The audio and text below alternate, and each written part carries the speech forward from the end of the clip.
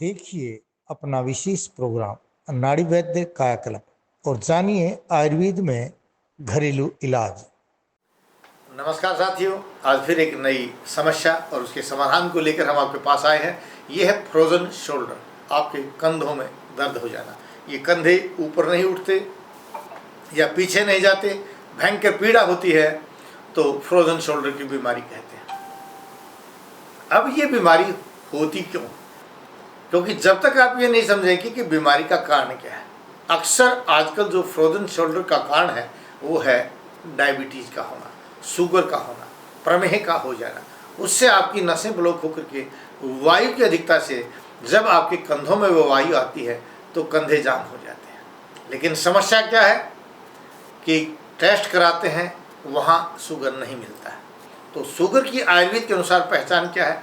जब आप पेशाब बहुत और बार बार जाते हैं तो इसका मतलब शुगर हो गया। प्रचुरम वारम वारम व मेहन मूत्र त्यागम करोति इति प्रमेह। अगर पेशाब बार बार ज़्यादा जाते हैं तो इसका मतलब शुगर है। भले ही पैथोलॉजी साइंस आपको न बताए, लेकिन अगर ऐसा है और आपके कंधों में दर्द है तो इसका इलाज भी मैं आपको बताऊंगा और सदा के लिए फ्रोजन शोल्डर दूर हो जाएगा। दूसरा कारण है, पहले कभी चोट लगी है तो उसके कारण भी आपके कंधे जाम हो जाते हैं और दर्द करने लग जाता है, लेकिन उसमें हमेशा एक तरफ ही आपको दर्द होगा, कभी दोनों तरफ फ्रोजन शोल्डर नहीं बनेगा। उसकी विशेष पहचान ये।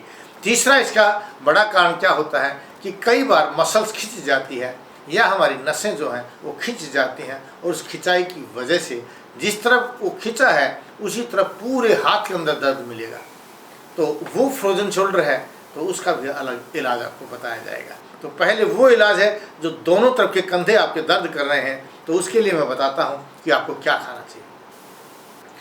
रात को सोते समय कास्टर ऑयल, अरंड का तेल जिसको कहते हैं, कम से कम 20 ग्राम होना चाहिए।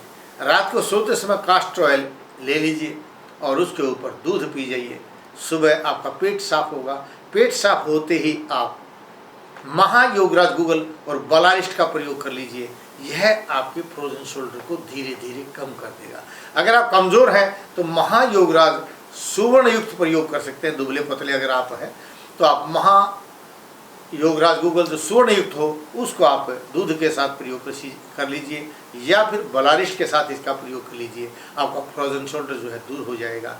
अगर चोट लगी है, पुरानी चोट है, तो कोई भी पेन किलर ट्यूब, नहीं तो जो आपका अरंड का तेल है, इस कास्टर ऑयल के अंदर मान लो 100 ग्राम कास्टर ऑयल है, अरंड का तेल है, तो इसमें 10 ग्राम लाल मिर्च और 1 किलो पानी डाल दीजिए।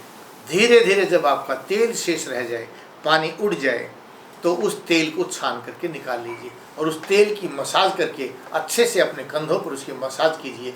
जहाँ तक आपको लगता है कंधे में दर्द है, जहाँ तक आपको दर्द आ रहा है, वहाँ तक उस तेल की मसाज करके हल्का कपड़ा या बनियान वगैरह पहन लीजिए।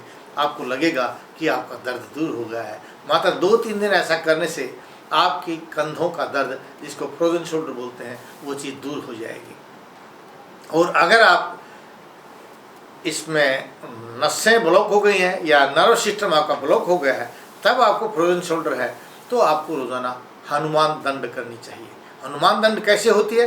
हाथ को बराबर रख करके एक टांग को सीधा कर लीजिए और दूसरी टांग को उसी हाथ के बराबर लेकर के आगे की तरफ झुकना चाहिए। फिर गर्दन को सीधा कर लीजिए, फिर दूसरी टांग को आगे लाइए और एक टांग को पीछे कर लीजिए। इस तरह से हनुमान दंड अगर आप करेंगे धीरे धीरे, तो आपका फ्रोजन शोल्डर सदा के लिए दूर हो जाता है।